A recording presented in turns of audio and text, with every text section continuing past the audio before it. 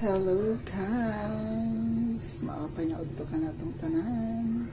Guys, guess what? Nagluto po ako ngayon ng gulay with fresh coconut milk. Ayan siya.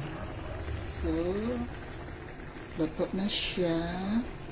Ilagay na natin ang ating pure, ang espeso with pritong isda. Ayan siya.